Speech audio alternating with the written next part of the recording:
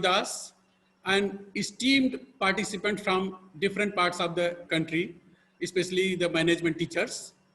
We feel proud and privileged to welcome all of you on this great occasion of the inaugural function of 5 days Atal FDP on organizational behavior, organized by Department of Management, Mizoram University in association with All India Council for Technical Education, AICTE. Welcome to all of you. Taking this opportunity, first and foremost, I would like to welcome our Honorable Vice Chancellor, Professor K.R.S. Sambhasiv Rao sir, who has consented us to be the chief guest of this inaugural function. And sir is continuously guiding us and all these programs, and with the help of and his guidance, only on the basis of his guidance, we are able to organize. Under the dynamic leadership of Professor Rao, Mizoram University is achieving a large number of milestones. Sir, we welcome you on this occasion. I would sincerely welcome Professor Niharika Bohra Madam, who is well known in the field of organizational behavior in the world. Most of the teachers, even we start by reading her book only. Professor Niharika Bohra is Professor of OB at IIM Ahmedabad and visiting Professor, University of Manitoba, Canada. She published more than hundreds of papers in the top journal of management and cases, and she delivered lecture in most of the renowned universities in the world. Professor Bohra was also awarded the Best Teacher Award by the University of Manitoba, Canada, and a Young Woman Achiever Award by FICCI, and she was also awarded the Young Psychologist Award by International Psychological Association. Professor Bohra also worked with independent director with the G Group. Ma'am, we feel proud to welcome you as a keynote speaker and guest of honor on this occasion. Welcome you. We feel also proud to be your student, ma'am. I would also like to welcome Professor L.S. Sarma sir from the Department of Management, Dr. Bidhu Kanti Das. And as all of us know that this is 5 days program, and in this 5 days program, we have a large number of invited guests and speakers. I would like to welcome all of them, especially Professor Prasen, Vice Chancellor from Tripura University, Dr. Ajay Bach, Professor Head and Dean in the IGNTU, Amarkantak, from BHU, Professor Abhijit Singh, Dr. Shashi Srivastava Madam, and Manipur University Registrar, Professor W.C. Singh, Head Dean, Acharya Nagarjuna University, Professor R. Shivram Prasad, and very senior most Professor, Professor Sudipti Banerjee from Kolkata University, Professor Nimit Chaudhary, Head Department of Tourism, Aligarh Muslim Jamia Millia Islamia University, Professor Nixon Singh, Finance Officer, University of Bodoland, Professor R. Kartian, and Professor Jyoti Kumar sir, Professor Bhartendu sir, and so many esteemed dignitaries who will be with us and deliver their lectures during these 5 days programs. Without taking too much time, I welcome all of you and request Professor L.S. Sarma sir give his. Thank you very much, Dr. Amit Kumar Singh, HOD Department of Management. Good morning, ladies and gentlemen. It is my pleasure again to welcome everyone to our online forum of Mizoram University.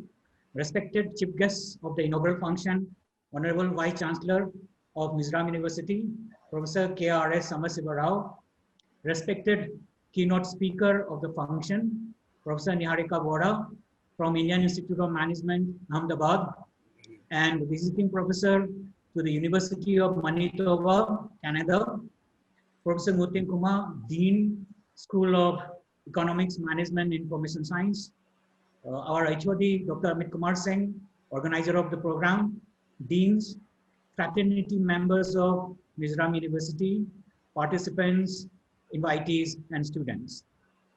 It's my honor and great pleasure to once again welcome you all to this inaugural session of the AICTE sponsored one-week Atal FDP program on organizational behavior, conducted by Department of Management, Mizoram University. It is an honor and privilege for me to introduce the host, Mizoram University and Department of Management, to this august gathering. Mizoram University was created by an act of parliament, and it became in the year 2000, and it became functional from the 2nd July 2001. The university is located at Aizawl, the capital city of Mizoram, and spread over around 1,000 acres of land. Prior to the existence of Mizoram University, the Northeastern Hill University, NEHU, with the headquarters at Shillong, was operating a campus in Mizoram, headed by a pro-vice chancellor. The then Mizoram campus of NEHU consisted of 7 postgraduate departments, namely economics, education, English, forestry, Mizo, psychology, and public administration. During the last 19 years of its existence, Mizoram University has made considerable progress in terms of infrastructure, academic programs, manpower, and support services. Mizoram University was accredited A grade by NAAC in 2014 and in 2019. It was awarded ISO certification in 2018. The university was also ranked as one of the top 100 universities in India, assessed by the NIRF ranking from 2016 to 2020 under the MHRD. The university has 39 functioning academic departments offering UG, PG, MPhil, and PhD programs under 9 schools of study. The university has 36 affiliated colleges and 1 constituent college. The university is one of the pioneering universities in the country, which has successfully implemented the choice-based credit system since 2013. The university was awarded grade A by the Mizoram State Pollution Control Board, which conducted a green audit of the university campus during the months of March and April in 2013. It is an eco-friendly university, and it is one of the first universities in the country to run effectively on solar power system. The academic buildings, hostels, administrative blocks, the street lights within the campus are all supported by the solar photovoltaic power plant for electricity. The university also has several water harvesting reservoirs for the emergency supply during the dry seasons. The university also provides facilities for disabled and visually challenged students and staff.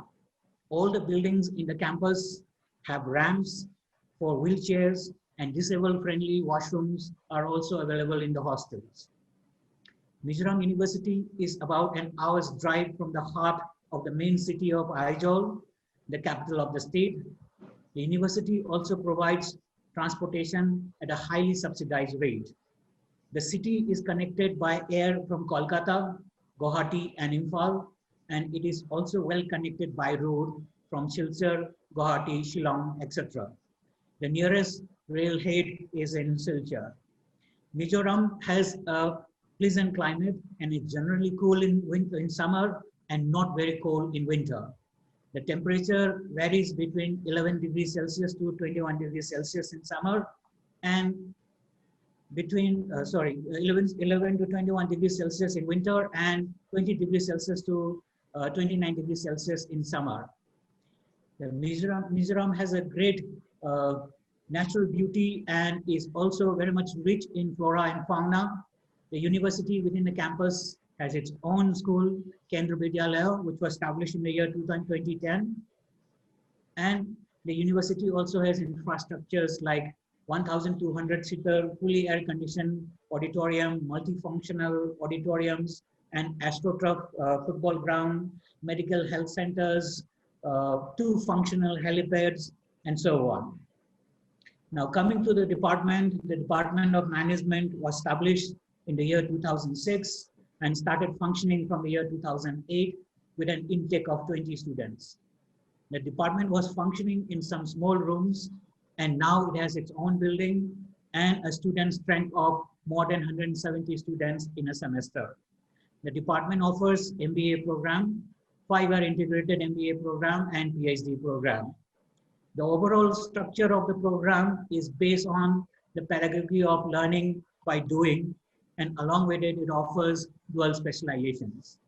Our students are currently working in organizations like Taj Land Ends, Until International Consultancy Firms, ITC, Nestle India, Axis Bank, Bandhan Bank, Airtel, Cholamandalam Finance, HDFC, Flipkart are some to name a few. And recently, some of our students has been selected and have joined Indian Institute of Management Bangalore and IIM Kashipur for their PG programs after exiting from the BBA program. The topic for today is organizational behavior, and I am not in a position to talk very much about the organizational behavior since we have Madam Niharika Bora along with us. This area of study, we know that examines the human behavior in a work environment, and it determines its impact on job structure, performance, communication, motivation, leadership, and so on. And we know that it is a systematic study and application of knowledge about how individuals and groups act within an organization and how they work in the organization. So OB draws disciplines from other disciplines to create a unique field, and it is the study where individuals, groups, they work together in an organization. So for me, I have not much to say further than this, but we have among us very much deeply honored to have Professor Niharika Bora, who has authored several textbooks with the father of organizational behavior, none other than Stephen Robbins, is among with us. And I once again warmly welcome you, ma'am, to this inaugural function program. So with these few words, I would like to end the introduction of the host organization. Thank you once again. Thank you so much, sir, for your very encouraging speech. Now I would like to request our keynote speaker, Professor Niharika Bora Madam, to deliver her speech. Ma'am, please. Thank you. I am going to share my screen, and hopefully you will be able to, because I'm all right. So what I'm going to do, thank you very much, Dr. Sharma, and thank you, Honorable VC, for inviting me, and of course, Dr. Singh for remembering us, for remembering me for this particular session. In fact, Dr. Sharma, as you read out about University of Mizoram, my whole wish was that I could actually be there, but no, this isn't the file. Sorry, this isn't the file. Stop share, I'll do it. Yes. It is really it is the boon of technology that we can talk to so many people at the same time who are in different locations. So I think it's something that we need to be thankful for, and yet it is possibly one of the most difficult times in the history of the people who are still alive and have to deal with this situation in various forms. But it just tells us how adaptable and resilient human beings are. No matter what the situation, we'll find something to be able to do the work that we need to do. And I think that's partly what OB research has been about. And what I want to do today is, I'm not going to, my presentation is going to be fairly technical. It is going to talk a little bit about the history of organizational behavior. It is going to talk about some of the problems in OB research. And then it is going to suggest how we could, what are some of the future directions or some thoughts that you might have as a researcher in OB. I have been the editor of Vikalpa. I'm currently the editor of one of the associate editors of Psychological Studies. I have also been on the editorial board of Journal of Management and have been a reviewer for many journals. My experience of research coming from India is that from a number of researchers, is that it is very basic. And I think we are capable of doing much better research. And the effort that I'm going to put in today's session is to in fact talk about what could we do which would make our research a lot more richer and we make an impact in the world of OB research per se. And we are also solving real life issues and problems for organizations. We should not be seen as people who are just great teachers. We should not only be seen as people who are publishing very mediocre research. I think we should be able to help the industry, the organizations for which we have an existence. So I'm really going to talk about a little bit of the context and a little bit of the problems that I see research has as we go along. So let me get into action. Can you see one slide or two slides? What are you able to see? I need to get a little bit of feedback so that I have a sense of this. I think you can see one slide, right? Just the main slide. Oh, you're seeing two slides. No, I don't want you to see two slides. Now, I hope you're seeing one slide. Yes? Yes, ma'am. Perfect. All right. Thank you. So let me just start off by saying that typically OB itself has two axes. One is what is called the micro. People like me who are trained in psychology and look at personal behavior, typically do micro level of research. We look at individual micro interactions and we treat the organization as a constant or as an independent variable. On the other hand, we also, OB research also looks at OT, which is organizational theory, structure, process, outcomes, and how they vary with the environment. So, would a technology organization have a different structure as compared to a university? Would a university have a different structure if it was in, let us say, Mizoram versus if it was in Kiev? So the whole question is does the environment impact structure, process, outcome? And the other way around, how does structure, process impact behavior of people? At the end of the day, organizational behavior is trying to explain behavior. It is trying to understand why people behave in a certain way. And it is about trying to some extent, predict behavior. Prediction is, of course, very difficult, but the fact is that's part of how we think of it. The methodologies that are used by OB include lab studies, field experiments, survey, case design. And the fact is the epistemology that we use is normative versus descriptive. We are not trying to tell people how the world should be. our expectation is to describe what happens when something changes or what is happening in that entire thing. And I think we are mostly using empirical methods, while there are some level of theoretical arguments that are also there in OB.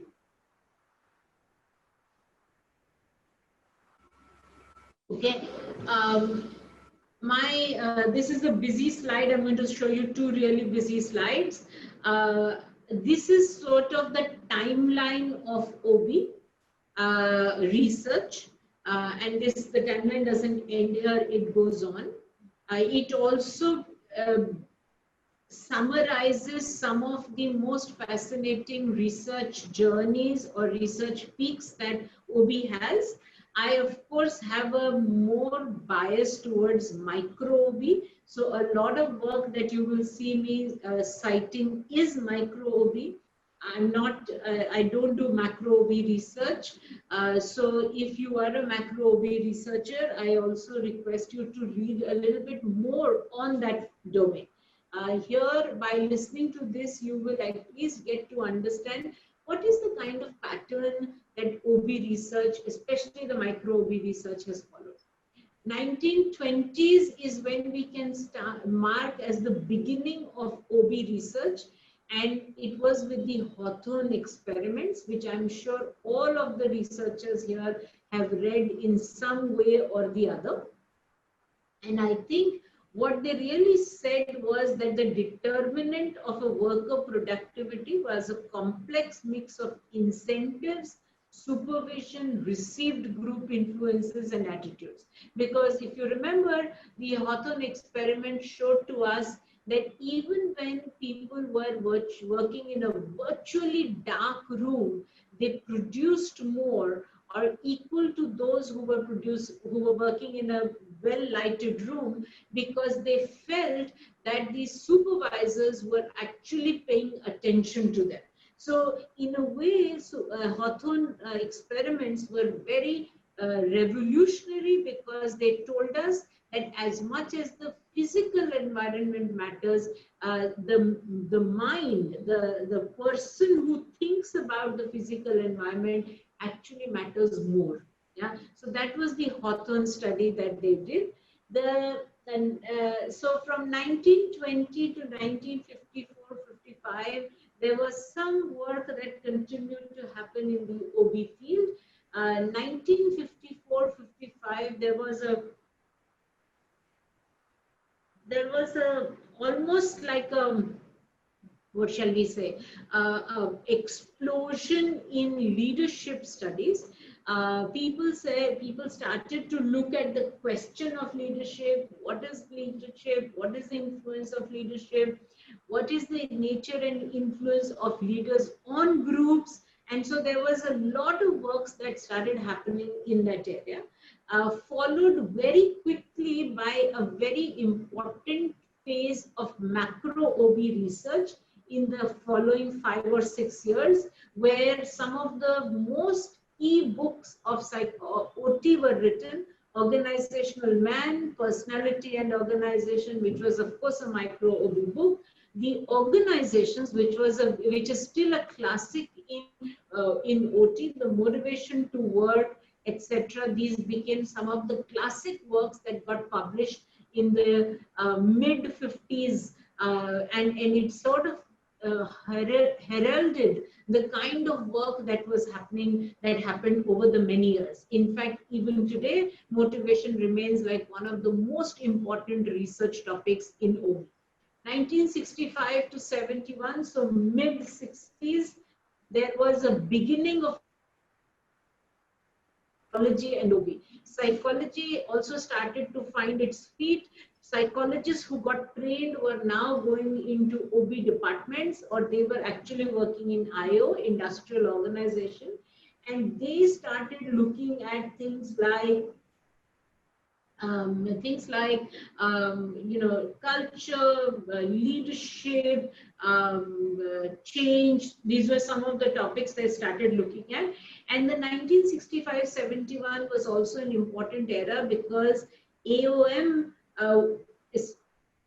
the Academy of Management actually is accepted OB as a division, right? So here the OB division got formed.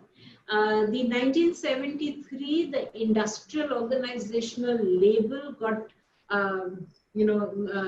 was stabilized, and this was stabilized because American Psychological Association, which was until that time only looking at pure psychology subjects, actually applied the IO label. There was a 14th division of APA that was formed, which was on industrial organizational psychology. So this also established the relationship between psychology and OB in those years. Again, 1975 to 89, there was an explosion of journals that started to publish OB research. Several journals of eminence appeared, but you might also look at how recent our history is, right? We're still talking about 89, 90, yeah, when we are still talking about research in OB, some journals starting to appear, and then of course organizational culture, quality improvements in Japan, research that was looking at psychological contracts and so on and so forth started to appear in the 1980s. These also became seminal works, and it introduced newer topics into the OB research depending on what were some of the conversations that were happening in the industry. 1983 marked the competing value framework, which some of you might have used in some of your research, and that is what also happened in 1983. And here, but what you might want to look at is that there was less attention to organizational context, and there was a greater focus on individual level of analysis. And that is why it was important that we started to, so this was still, we were still in the micro OB phase until the 1983. If we create 2000 as our, as what it is, if you look in this area, there is growth in membership in IO psychology and OB. AOM actually had a large number of people who now started to become members. In fact, there was a 50% increase in membership in 2000. 2004 to 2008, new research areas like employee engagement, creativity, Grumman Sachs started to write about it, creativity, Amabile started to write about it, Anderson started to talk about it, new work started to come out. 2008, there was a foci in, again, industrial organization. People started using some of the research in selection, coaching, mentoring, and so on and so forth. HRM started to use some of the research in IO or OB. And 2010 to 11, newer research areas, goal setting, organizational justice, justice climates, leadership and multi-level analysis. Actually, it is only in 2010 that multi-level analysis started to actually take some root in OB. We said, no, let's not just look at individual, let's not just look at group, let us not just look at structure, organizational culture, let's look at all of these together, because that will help us explain better. And so if you see, 2013 was the year when multi-level studies started to take root, and 2015 to date, there is greater work on evidence-based management. Russo actually was one of the persons who talked about psychological contract. She also started to talk about, just like medicine uses evidence when they start to treat people, can management researchers also provide evidence that actually the industry can use to make decisions about hiring, selection, and so on and so forth. And it started to establish as a course curriculum, as a division. When Russo became the chair of the OB division of AOM, she actually made that a formal part. There is work on diversity and inclusion. There is renewed interest in teams. And I think the pandemic has definitely gotten people to start looking again at crisis.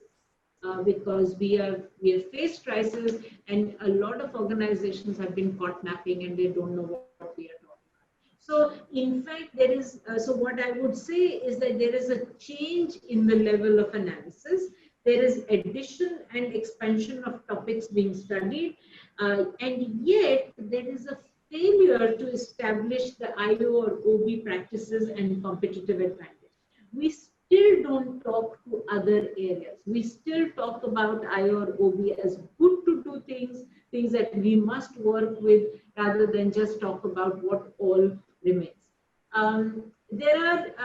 So why I say this is actually coming from a paper by Hackman, and a lot of work that I'm presenting, I'll give you the readings of it later, but these are all documented things. They're not just something that I'm talking about from the top of my head. In fact, there is this whole question about big O versus big B. So there is the OB, and this whole play on, are we looking at behavior, or are we looking at organizations, or are we looking at behavior within organizations? And let me just present a little bit of what this is. Here is the big B. Yeah, a large number of studies in the psychology, in the OB, are about behaviors that seem interesting. In fact, my own reading is a lot of Indian researchers are here. We do a lot of work on what we may see as essential, interesting behavior, and yet that interesting behavior does not add up to anything. Yeah, do private sector banks and public sector banks have greater motivation? It's interesting, but what does it add up to? I don't know, right? In fact, there is what the authors say as the core competency test. Is this a topic which OB has something specially to, it has unique insights, or are we bringing topics from psychology, sociology, marketing, and just applying it to OB and saying, here is something interesting for us to look at? It's easy research, but it is absolutely non-impactful research. Because one, you are not talking about something that OB knows, you're talking about something that some other discipline is starting to talk about, and now you're applying. In fact, if you look at the entire process, if you look at the entire variable of regulatory fit and regulatory focus theory of Higgins, it was developed in psychology. Now, a lot of OB scholars are saying, can I apply it here? Can I apply it here? Can I look at it here? Can I look at it here? But they're not saying why this is important, or what does OB contribute to this. We have no clue about. Let's look at the second aspect of it, which is what a lot of research is. There is a contextualized B. So I say, okay, here is, I want to look at motivation. Can I look at it in the context of the organization? And that is all I am doing. So I'm bringing the organization context. I'm saying morality. Okay, so let's look at the context of the concept of morality in the context of organization. We are saying, let us say, altruism. Let's look at altruism in the context of organization. Again, the problem is that it does not satisfy what is called the organizational centrality test. How much would we understand about organizations if we understood everything about, let us say, helping, or about this? And in fact, the answer for most of them is no. We don't understand about organizations. We are basically taking another concept from somewhere else, applying it in the context of the organization and saying, voila. But that voila doesn't really add much to anything in this research. Because in fact, we are copying, we are applying, but we are not necessarily doing anything more than that in that context. So the contextualized OB also doesn't seem like a good way or the best way to do research. The third is where we say we have a big O and a small b. We basically look at behavior that is central to the task of organizing. It points out centrality of organizing. So, how are teams formed? Why, which teams work? How does a manager and a team, talk to each other? How do these interactions impact actually behavior? These are some of the more important questions that possibly OB needs to look at, but because they are difficult to conduct and they are often very involved, we don't end up doing a lot of these research. In fact, a number of OB and HR researchers that I have interviewed for jobs in not only IIM Ahmedabad but in other interviews, I find that they don't even understand the concept of how it applies to the industry. So I had one person who was talking about realistic job previews and something about it in the organizational context. And I said, have you ever seen an RJP? And she has never ever seen an RJP. She has picked a concept, she has put two things together, something has worked out, something hasn't worked out, but it is not explaining anything in the organization. So what I'm saying is that while there are three kinds of research, and every research has a, like every research has some element of, every part has some element of meaning. I think what I'm saying is that yes, you could do some big B research. Maybe you could do some small b in the context of the organization. But I think the most impact would come if you were to start thinking of the big O studies. Like what is central to organizing? What is central for an organization to understand about behavior of people so that we can then start to also consult and work with the organizations and actually publish a lot of, also publish in good journals. So here is something that you might want to think of. Here is another way of thinking of OB research, the conceptual domains of OB research. And these are, and what we say is that OB is like a way of thinking. Influenced very much by the existential philosophy. It is a system of technology, which is a neo-behaviorism. It is like, it is about behaviorism. And of course, it is a body of constructs, models, and factors, which is the entire ontology of operationalism. And I will take you through these very quickly so that you have some sense of it.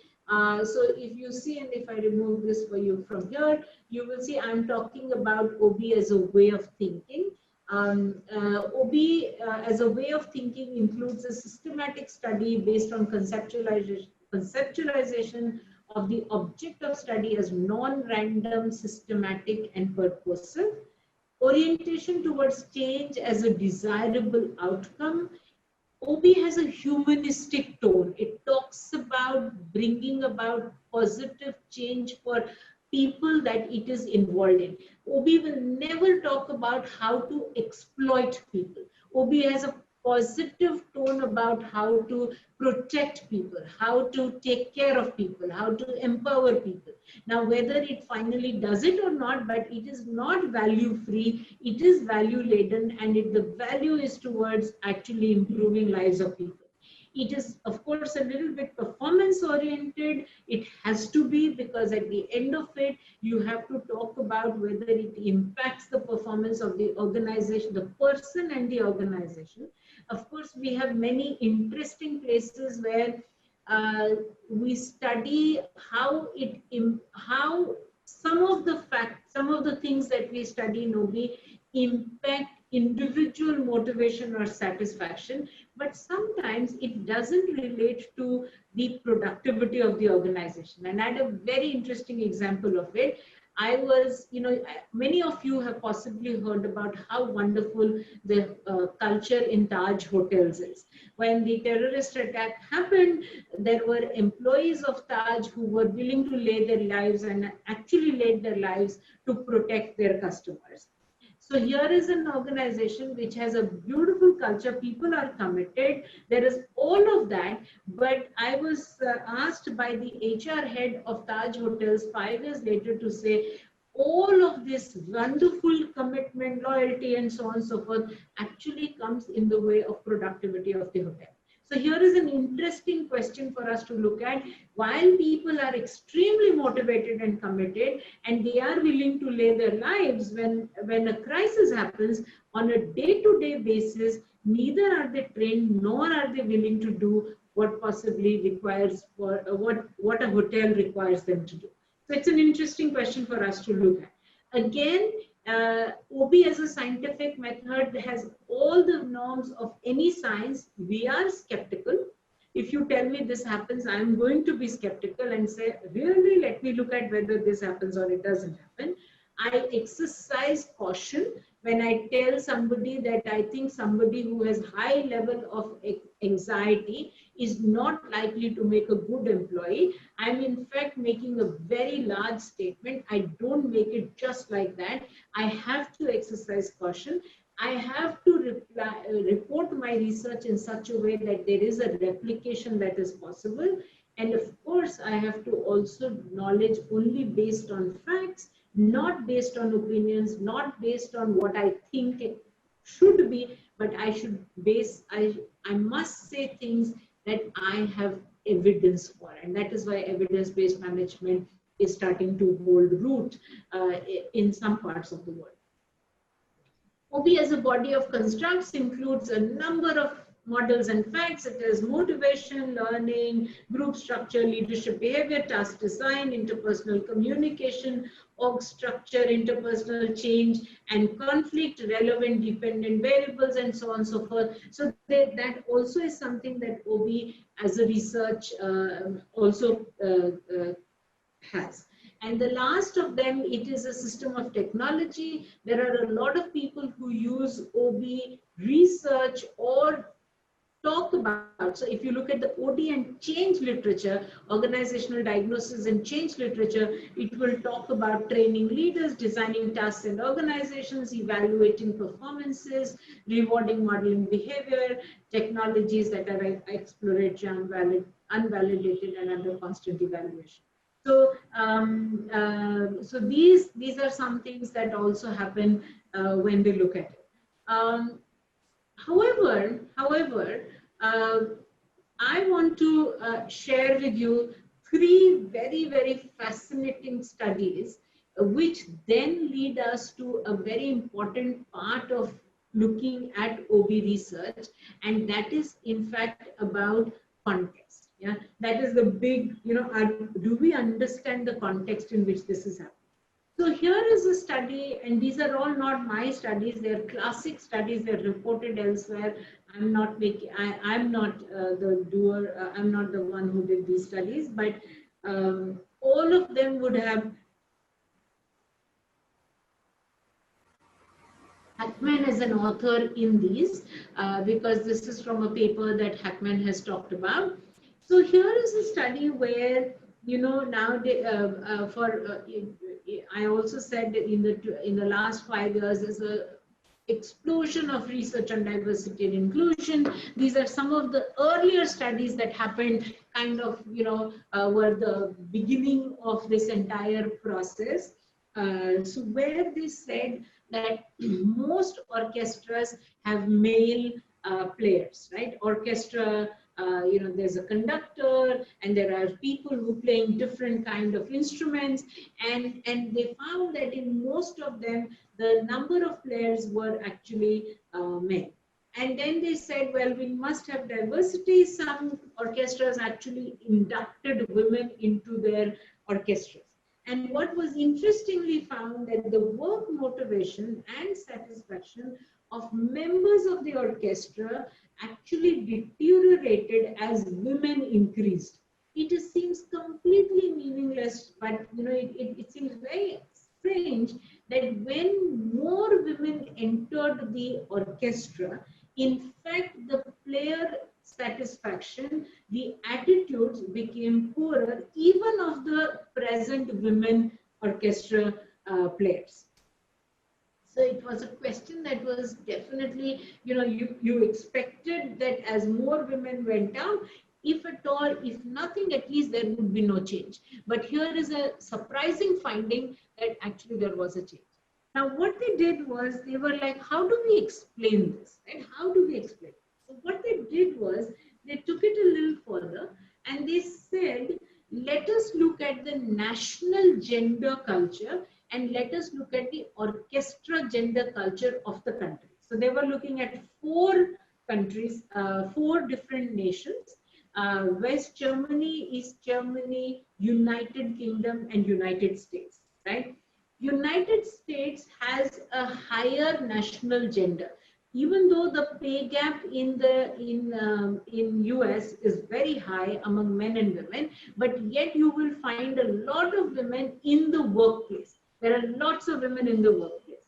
So you had high gender culture in the US. You had actually a high gender culture in East Germany. This is Berlin, this side of Berlin.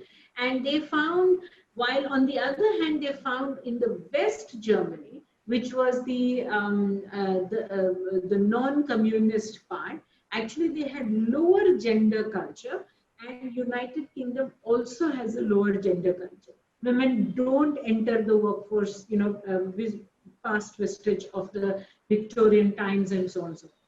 On the other hand, the orchestra gender culture is interesting because in UK, just by chance or because of whatever it is, actually a lot of women are part of orchestras anyway. Yeah. On the other hand, in East Germany, actually there are very few women in the orchestras. In US also, they had high participation of women in orchestras, especially regional orchestras. So now we have a categorization of how different cultures are, the environmental culture is, and also the orchestra culture is. And they found that when they looked at that in fact, in those countries where the orchestra culture was high for women, the satisfaction was very high when more women were brought in. But where the orchestra culture was not women, and the national culture was also not women, which is West Germany, actually introducing women led to a decrease in satisfaction. When you did not use this categorization and you just put all the data together, then you came up with a lowering of satisfaction. But when you broke up the data, when you looked at the environmental culture and the industry culture, which are 2 levels up and down from the actual variable that you're looking at, you start to actually see different aspects of it. So what they said is that the stress that comes about of gender recomposition may in fact be reduced by making changes both within the orchestra and the environmental culture. You can't simply make change in one and hope that the change will happen in the other, right? So this is something that you could have never found if you had only looked at attitude or satisfaction levels of people joining the orchestra. You would have just said, it's bad for the orchestra to have women, so let's not have women in the orchestra, because in fact the levels are going down. It would have been a wrong application of your study, but that is exactly what you would have studied if you had not looked at both of these variables. Let me show you one more interesting example. This is a study of airline cockpit crews. Yeah. So, the pilots and the air host and air hostesses, and they were looking at satisfaction of the pilot and the air host in this entire process. And again, what they did was they looked at 2 structural features, the design of the flying task and the design of the crew itself. And in fact, they also looked at how at 7 different kind of airlines. 3 US airlines, one doing really well, one not doing so well, one struggling, 3 European airlines, one Asian airline. So airlines which had different country cultures, they all flew they flew different kinds of airplanes from DC-9 to the Boeing 767 and in different airlines, and they were looking at, okay, what will define? Is it the kind of plane? Is it the kind of airline? Is it the health of the airline that will actually define the effectiveness of the teams within the plane? And actually what they found was there was no difference in satisfaction or performance of the crew across airlines. It didn't matter whether you flew this airline or that plane, the satisfaction was found to be, or even the performance was found to be not so different. So again, you've spent all this money collecting data, no difference found. You would either have to throw away the study or actually not be, or just say it doesn't matter. Don't do anything for your planes. Don't do anything for your crews. People are generally satisfied. Yeah, it doesn't matter.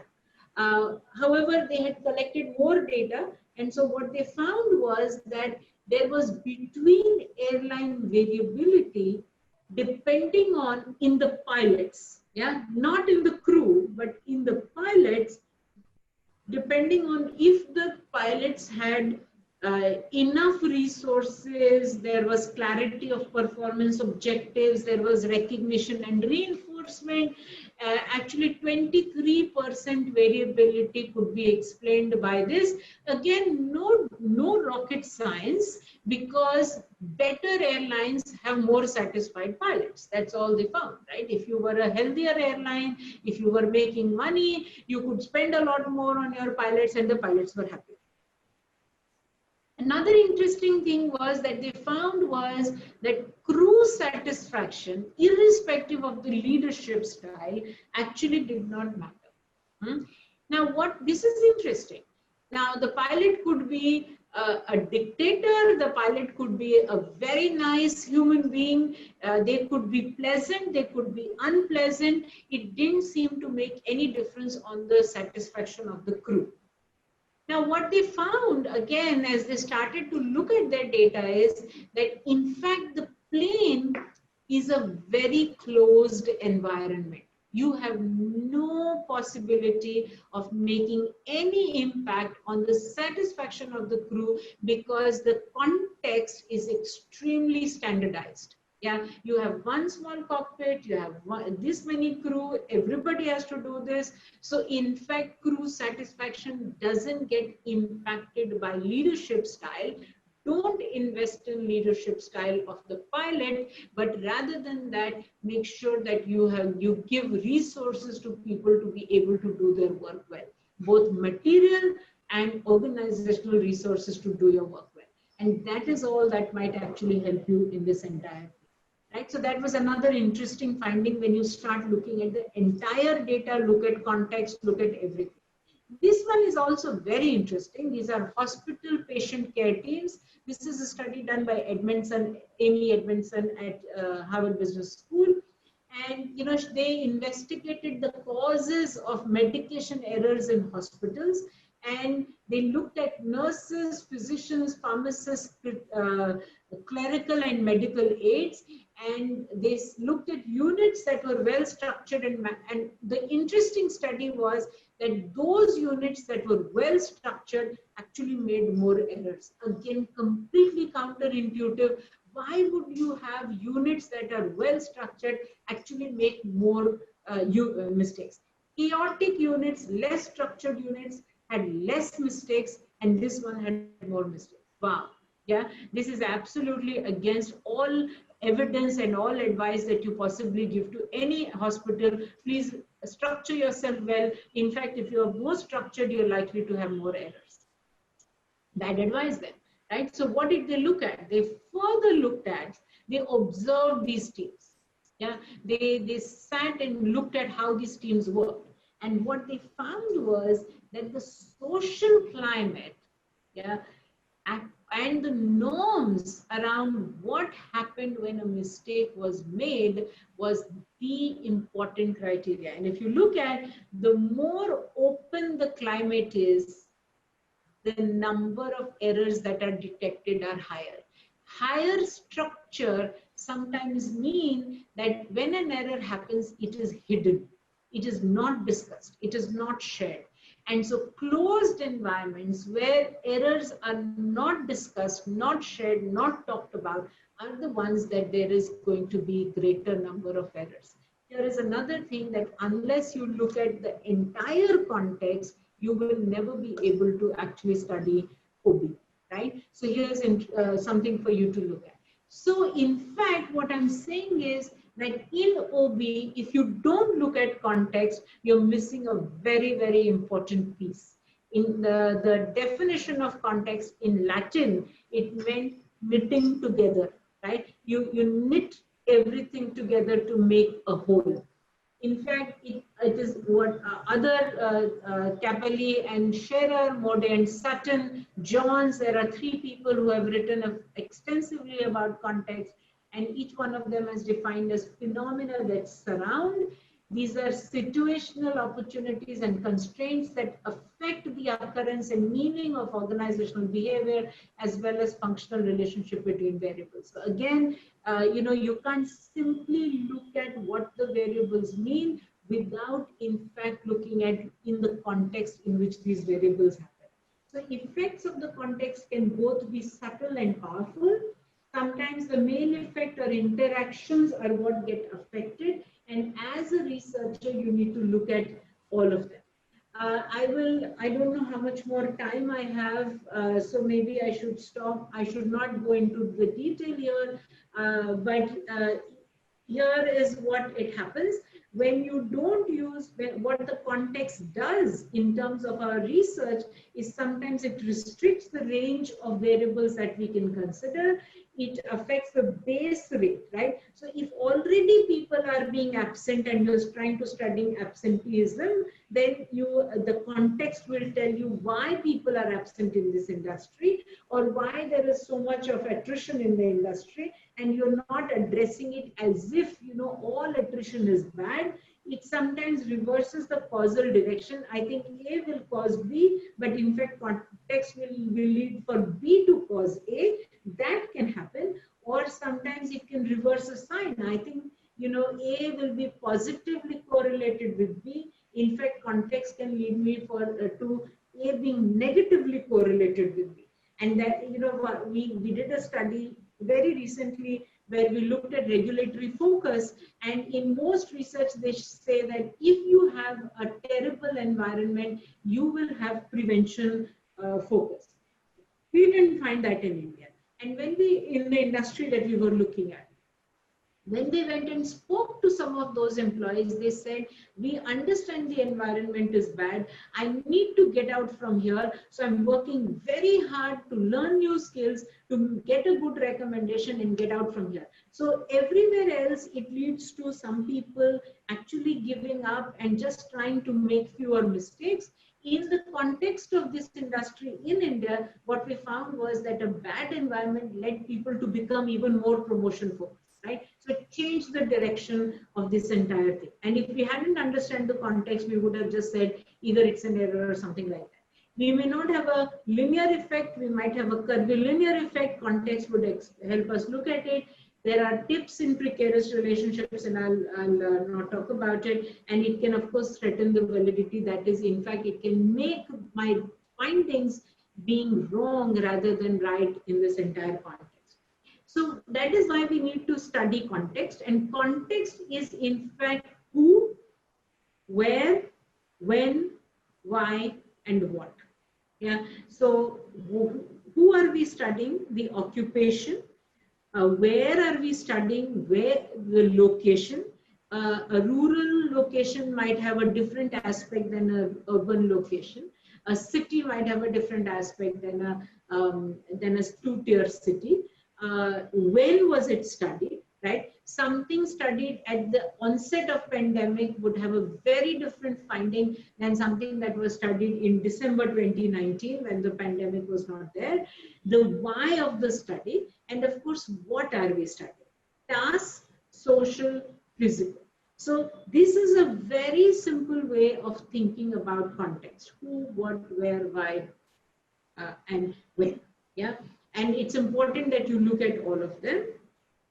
So the implications for context, and this will be in my last two slides, the implications for context is that you do cross level, you don't study just one level, you do comparative research. If you study airlines, you also study hospitals, or you study cockpits and so on and so forth, then you get to understand it. Also, you study the process. You don't study just the outcome, because in OB, the process matters. People's belief in how they work at it, it matters. Study events, right? Like the pandemic is an event. This is a great time to do a lot of studies on what happens when people are in crisis, how people get together, does helping get affected when people are in crisis. It's a great context to start studying. And of course, don't just stay with quantitative data like in our regulatory focus study. Only when we started to speak to people that we actually got insights into why our sign had changed, why our entire thing had changed. It also impacts our measurement and analysis. Rather than using one kind of measure, use multiple kinds of measures, field measures, observational measures, self-report measures, and so on and so forth. And also make sure that you have reported all the omnibus variables, because that is what really helps us to say, okay, this works here. Let me see if it will also work in another context. But if I don't know the context, then the study will not be valuable for me. Okay, so what might our answer be? And maybe I will not talk about it. My concluding thoughts are that I think we need to think about where does our study fit in? What are the definitions we are using? I was just reading an annual review of psychology paper yesterday, annual review of organizational psychology paper yesterday on interpersonal power. Yeah, and we still are having definitional issues on interpersonal power in 2017. Right, so this is a 2017 paper. We still don't have definitions of what is leadership, motivation. Some of these things we still don't have. We are a constantly evolving discipline. Can we contribute to its evolving by bringing in the absolutely fascinating context that India provides to us? So we focus on context and on its importance. We look at multi-level analysis, what I have just been saying.